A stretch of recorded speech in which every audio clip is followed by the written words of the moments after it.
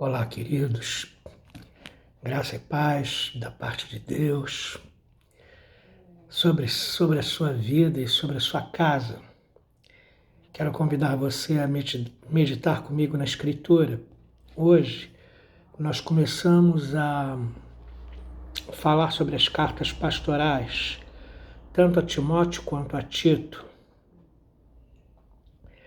Então nós vamos ler os 2 versículos primeiros da primeira carta de Paulo a Timóteo e vamos fazer uma introdução. O que eu quero hoje?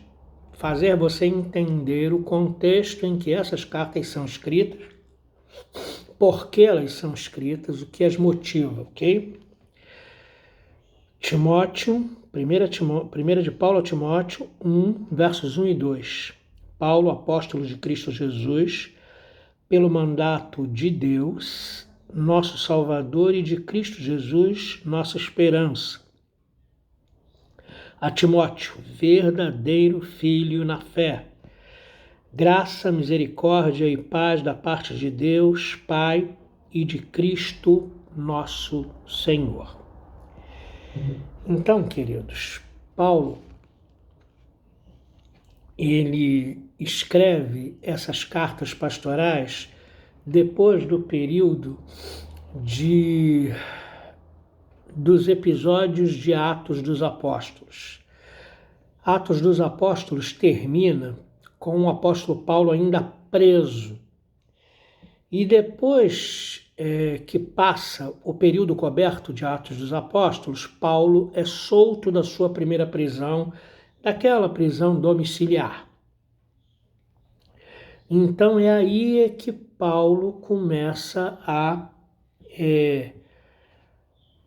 lidar com as cartas pastorais, ok? Depois que Paulo é solto, Paulo visita Creta e visita outras cidades, fazendo o que ele sabe fazer de melhor, que é missão.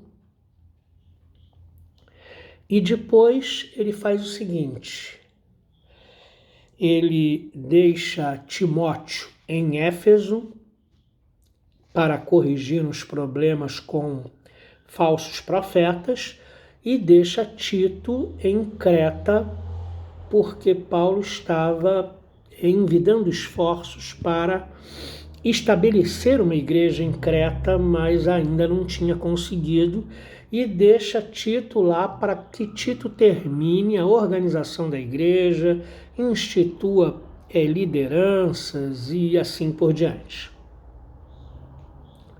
Depois que Paulo deixa Timóteo em Éfeso e Tito em Creta, ele empreende uma nova viagem missionária, chegando possivelmente à Espanha.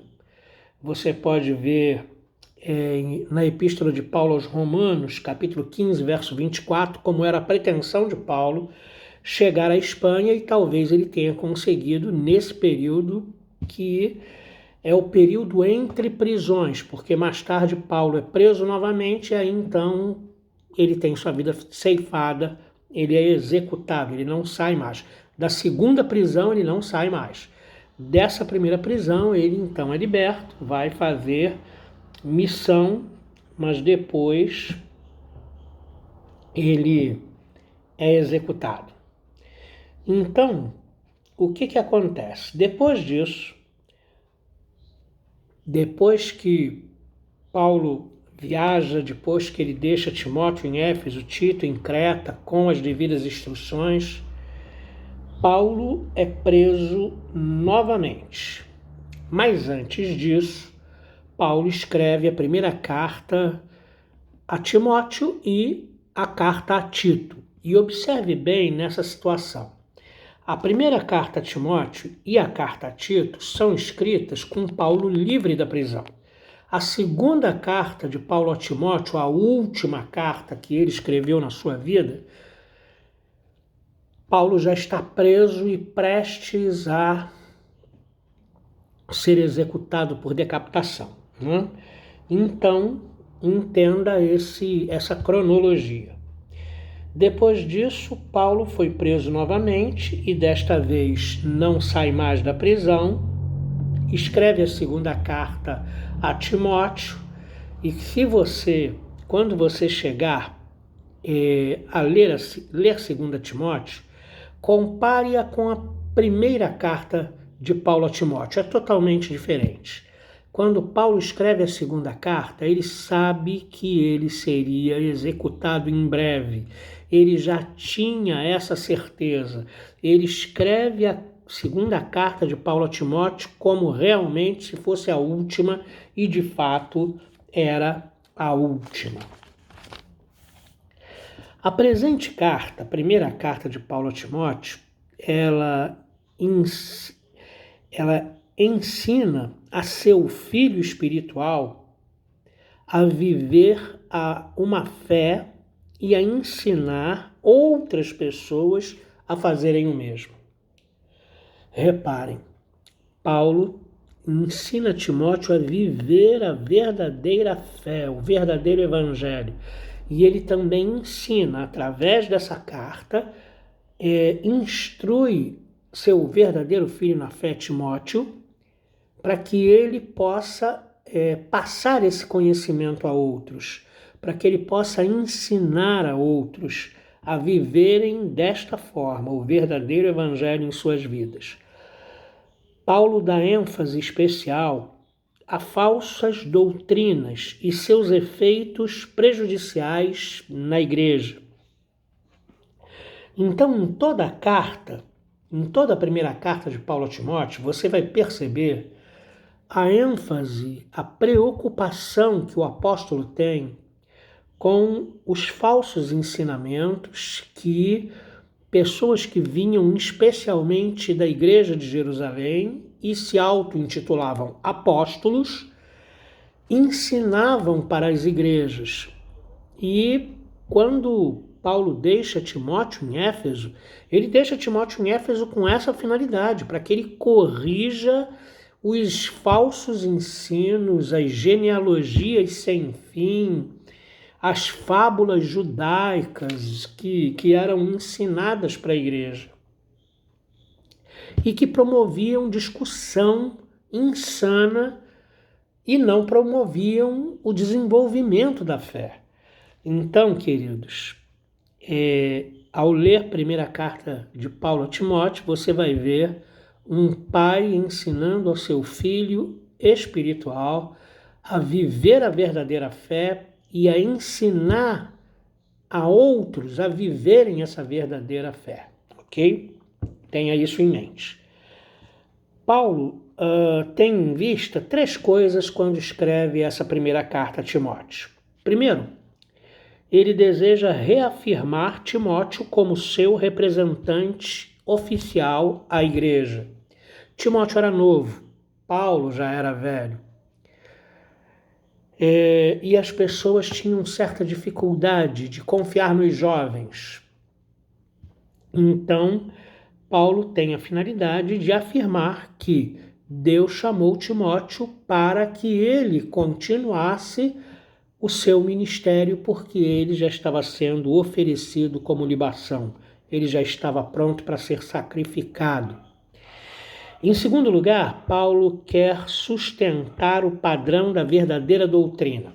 O padrão da verdadeira doutrina, ele se opõe aos ensinamentos falsos, que querem acrescentar à verdadeira doutrina elementos falsos e desnecessários, maculando a verdadeira doutrina. Então, Paulo escreve com a intenção de incentivar e de instruir Timóteo a sustentar o padrão da verdadeira doutrina.